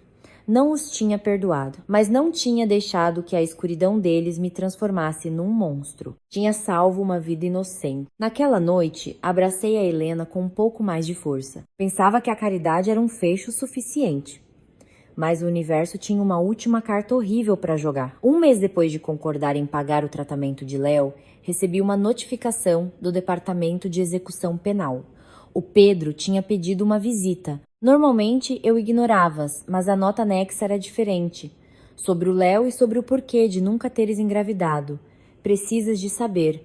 O meu sangue gelou. Durante o nosso curto casamento e nos meses que o antecederam, não tínhamos usado proteção. Eu queria um bebê. Tinha chorado todos os meses quando o teste dava negativo. O Pedro sempre me confortara, dizendo: acontecerá quando tiver de acontecer. Fui de carro até a penitenciária do estado. As paredes eram cinzentas. O ar cheirava a produto de limpeza industrial e a desespero. Sentei-me atrás do acrílico. O Pedro foi trazido. Parecia 20 anos mais velho. O seu cabelo estava a ficar ralo, a sua pele pálida. Andava a coxiar.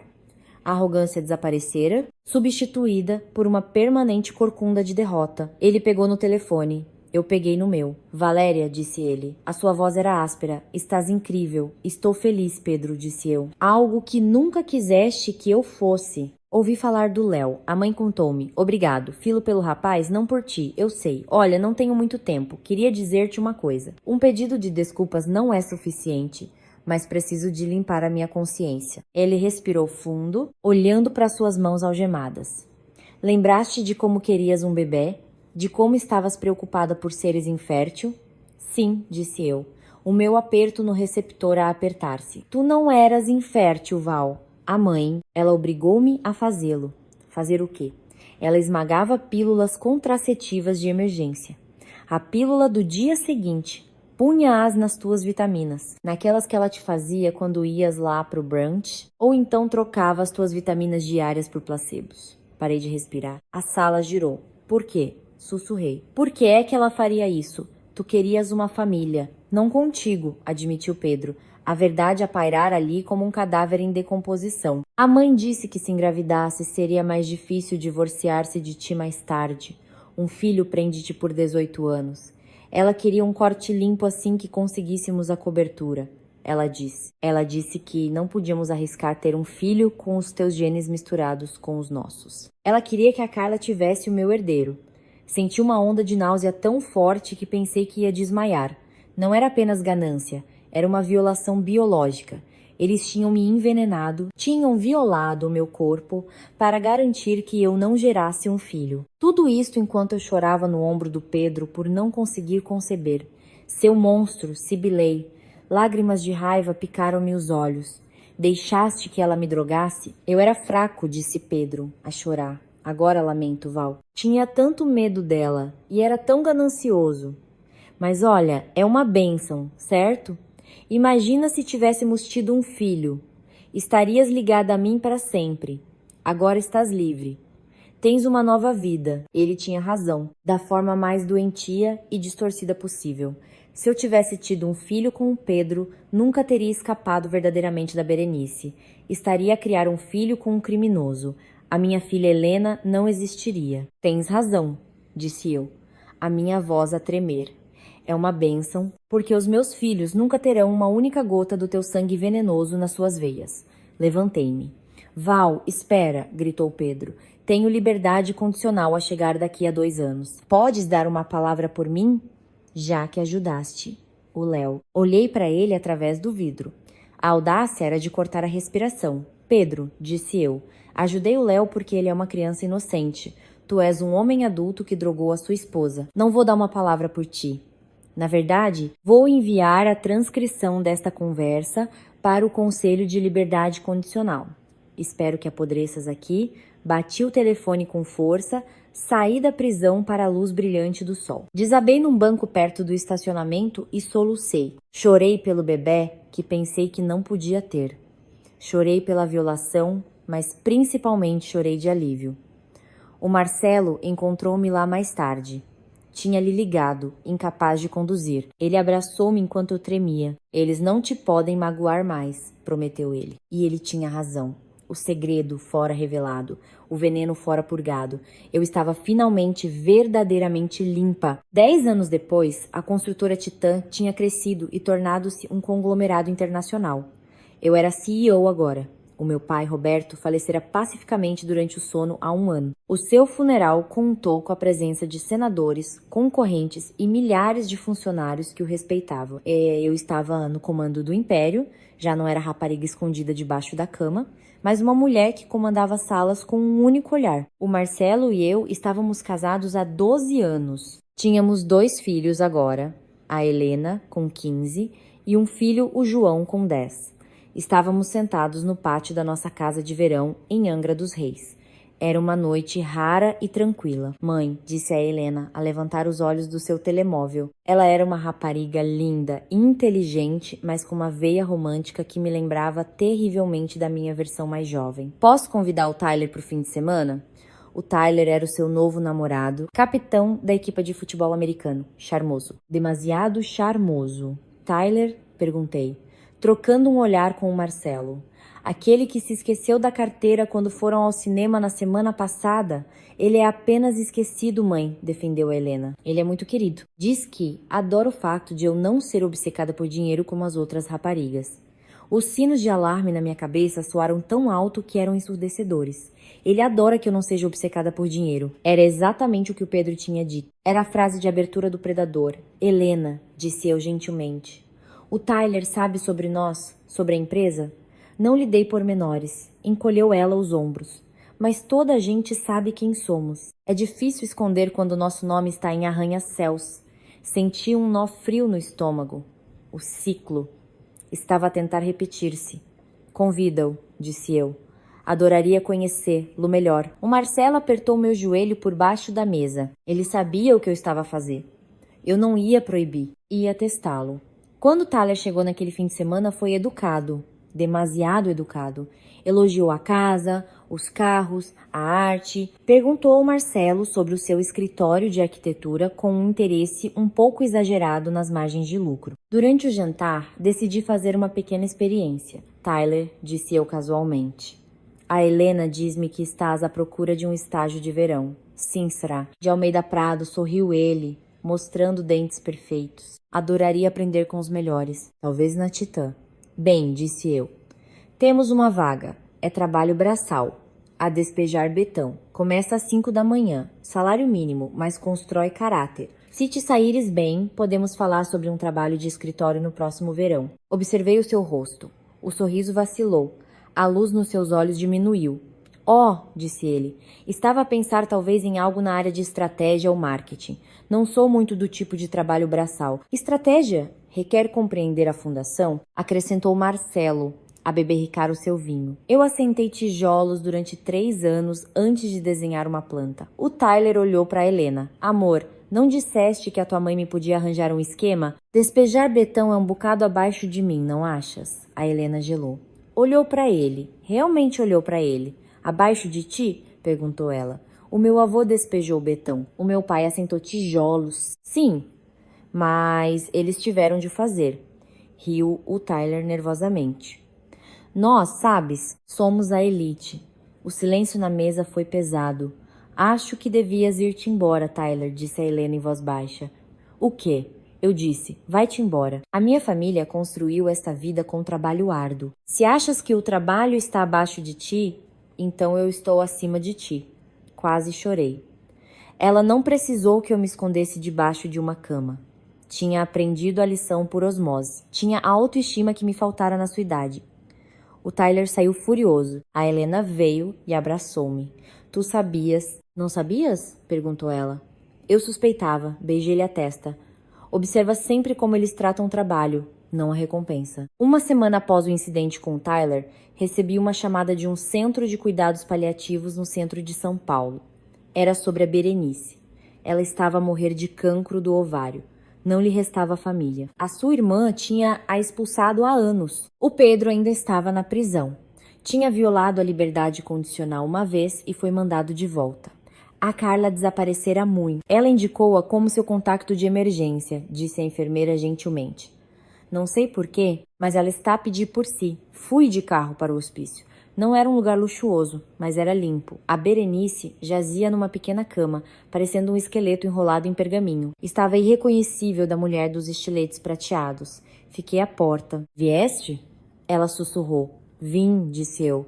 Por quê? Porque eu venci. Não foi dito com malícia, era apenas um facto. Eu tinha vencido o jogo da vida que ela tentou manipular. Eu era feliz, amada e bem-sucedida. Ela estava a morrer sozinha. Berenice soltou uma risada seca que se transformou numa tosse. Sim, venceste. Foste mais inteligente do que eu te dei crédito. Pensei que eras apenas simpática. Não sabia que a simpatia podia ter dentes. As pessoas simpáticas têm de criar dentes, disse eu. Ou são comidas por pessoas como tu. O Léo está bem, sussurrou ela. Ele acabou a faculdade, é enfermeiro agora. Ele sabe que pagaste por tudo. Chama-te o seu anjo da guarda. Eu sei. Acompanho o seu progresso. O Pedro. O Pedro é um tolo, murmurou ela, os seus olhos a fecharem-se. Eu arruinei-o. Sei disso agora. Filo fraco porque queria controlá-lo. E tentei fazer o mesmo contigo. Falhaste, disse eu. Tenho algo para ti, gesticulou ela fracamente para a mesa de cabeceira. Uma carta. Não a abras até eu partir. Peguei no envelope. Parecia leve. Valéria, disse ela. A sua voz a desvanecesse. Estou com medo. Olhei para a mulher que me tinha atormentado, que me tinha drogado, que tinha tentado roubar o meu futuro. Eu odiava, mas não podia deixar um ser humano morrer em terror. Aproximei-me e peguei na sua mão. Estava fria. Fecha os olhos, Berenice, disse eu suavemente. Acabou. Deixa-te ir. Ela apertou a minha mão com uma força surpreendente. Uma única lágrima escorreu e depois o aperto afrouxou. O monitor ficou plano.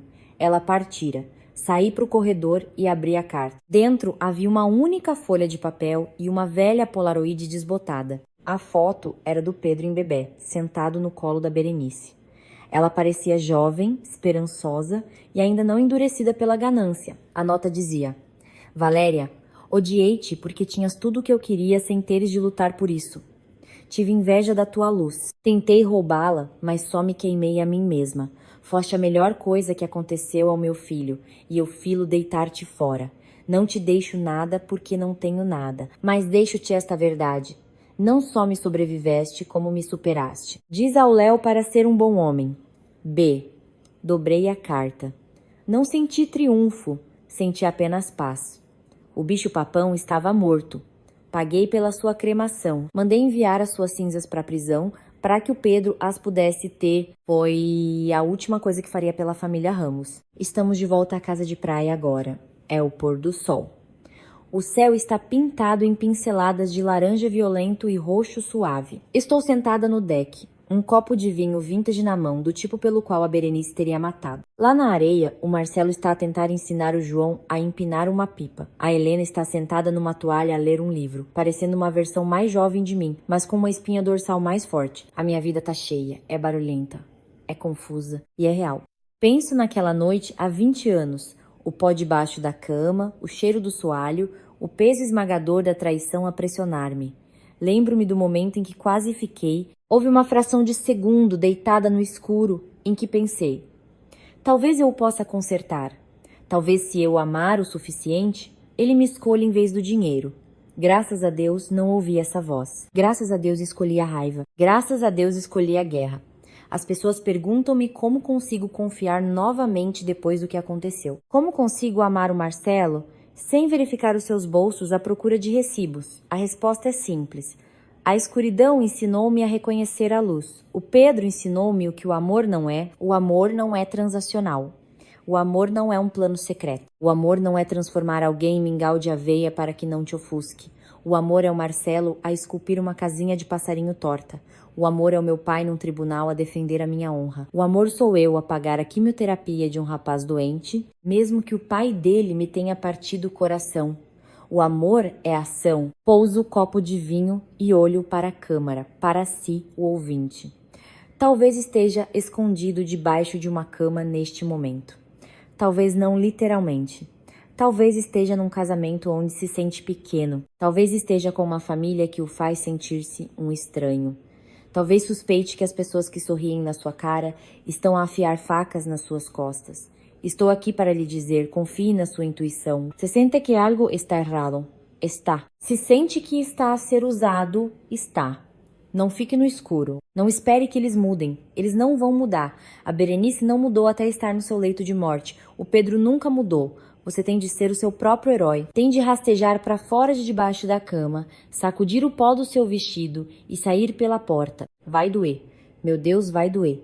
Vai chorar até não ter mais lágrimas. Vai sentir-se estúpido por ter sido enganado. Mas depois, vai ficar com raiva. E essa raiva será o combustível que construirá o seu império. Pouso o copo e caminho em direção ao parapeito. O Marcelo olha para cima da praia e acena. Val, olha, está a voar. A pipa sobe alto ao vento, a lutar contra a resistência, a subir cada vez mais alto até apanhar a corrente e estabilizar, a dançar contra as nuvens. Tô a ver, grito de volta. É linda. Sou Valéria Souza de Almeida Prado. Sou mãe. Sou CEO, sou esposa, e sou a mulher que não deixou que a brincadeira fosse com ela.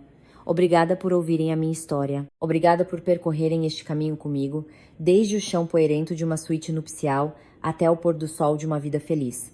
Lembrem-se, não importa o quão escuro fique aí embaixo, há sempre uma saída. Só precisam de ter coragem para abrir a porta. Adeus e cuidem-se. Vocês merecem o melhor.